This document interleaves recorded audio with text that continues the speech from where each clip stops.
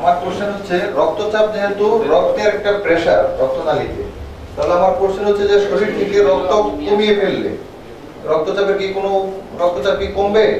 আমি বোঝাতে যাচ্ছি যে আমি যদি রক্ত দান করি তাহলে কি রক্তচাপ কমবে? আর আমি পার্সোনালি যেহেতু আমি হাই প্রেসারের রোগী, আমি রক্ত দান করতে গিয়েছি, কিন্তু যেহেতু আমার হাই প্রেসার আছে আমার রক্তটা নেওয়া হয় না, কখনই আমার রক্তটা নিতে চায় না। আচ্ছা, কেন এটার কোশ্চেন? ওনাদের থিওরি হচ্ছে যে আমার প্রেসার ফল করতে পারে, এই জন্য ওনারা রক্ত নেয় না।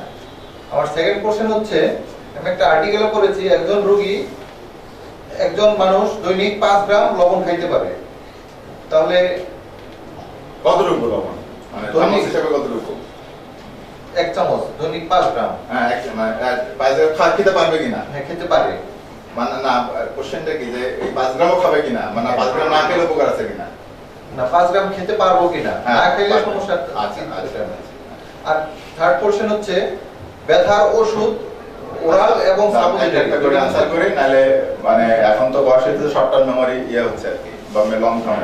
আচ্ছা, প্রথম কোশ্চেন হলো যে ওনার যে আপনার ওই আচ্ছা, প্রথম যখন উচ্চ রক্তচাপের চিকিৎসা শুরু হয় পৃথিবীতে, এই যখন উচ্চ রক্তচাপ হচ্ছে, মাথা ঘুরতেছে, মাথা ব্যথা করে, তখন ডাক্তাররা চেম্বারে গেলে অ্যাডভাইস দিতে কিছু রক্ত ফেলাইতে, রক্ত লেটিং ডাউন বলে treatment, first treatment in the history of treatment of hypertension, সেটা হলো রক্ত ফেলাই দেওয়া।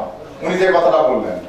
আচ্ছা, এখন রক্ত ফেলাই দিতে গেলে যে সুবিধা অসুবিধা বা সমস্যা, কতবার ফেলাইবেন? ডেইলি ফেলাবেন? এইটাকে 3 মাসে একবার ফেলাইবেন, লাভ কি?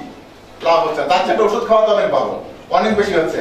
এই যে নতুন নতুন যে ইনভেনশন হচ্ছে, এখন দেখা যাবে যে প্রথমে ওষুধ খাইতে হতো 3 বেলা, এরপর আসতেছে হয়তো 2 বেলা, এরপর আসে 1 বেলা, এরপর দেখবেন যে ওষুধ আসবে 7 দিন একটা খেতে হবে, প্রেশার কন্ট্রোল থাকবে। তাহলে এনার উত্তর হলো যে রক্ত যে দিবেন কতবার দিবেন, প্রতিদিন দিতে পারবেন কিনা। সুতরাং এটা যেহেতু প্র্যাকটিক্যালি ইম্পসিবল, সুতরাং রক্ত দেওয়ার চিন্তা মাথায় না থাকলে ভালো, ওটা অনেক আগে চিকিৎসা। আচ্ছা, নেক্সট হলো সেকেন্ড, লবণ 5 গ্রাম। হ্যাঁ, প্রত্যেকে লবণ অল্প করে হলেও খেতে হবে, এটা শরীরের জন্য দরকার, কারণ আমাদের পেশাবের সাথে লবণ চলে যায়, আমি চাই বা না চাই।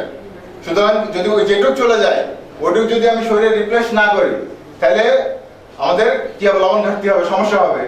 সেই জন্য 5 গ্রাম বা 1 চামচ লবণ, সেটা হলো তরকারি সহ, ভাতের তরকারি সহ সবকিছু মিলে, ইভেন যদি চাইনিজ খান বা 1 বিট লবণ টবণ সবকিছু সহ মিলে 5 গ্রাম বা 1 চামচ, 4 চামচ। তারপরে তৃতীয় প্রশ্ন হচ্ছে যে ব্যথার ওষুধ সাপোজিটরি এবং ওরাল দুইটার কি সেম ইমপ্যাক্ট?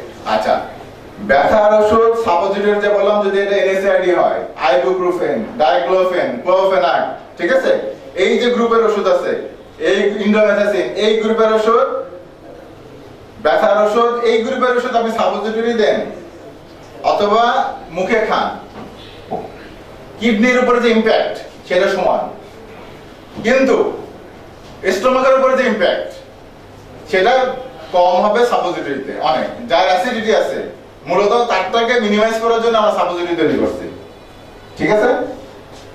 সেই যার অ্যাসিডিটি আছে বা ব্যথার ওষুধ খেলে যার অ্যাসিডিটি বাড়ে, ইভেন স্টোমাক ছিদ্র হওয়ার সম্ভাবনা থাকে, এইসব রোগীদের জন্য আসলে তারপরে সাপোজিটরি দিলেও অনেক সময় দেখা যাবে যার বেশি অ্যাসিডের সমস্যা, তারও পেটের সমস্যা হয়, অ্যাসিডি বেড়ে যায়, ঠিক আছে।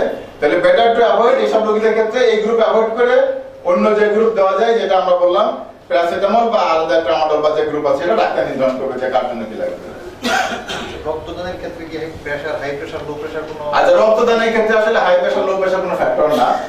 ওরা যে কারণে নেয়, যেমন আমরা হাই প্রেসারের রক্ত যায়, এখন রক্তচাপ দেখলাম তখন কোনো কারণে খুব হাই প্রেসার, আমার মতে মানে টেনশনটা হাই হতে পারে, দিলে কোনো ক্ষতি নাই। ওরা এই জন্য অ্যাফোর্ড করে যে ওইটা একটা হাইপোটেনশন, সাডেন ব্লাড ভলিউম কমে যায়, তো হঠাৎ করে প্রেসার ফল করতে পারে, হঠাৎ করে, এই জন্য এই ভয়ে ওরা নেয় না।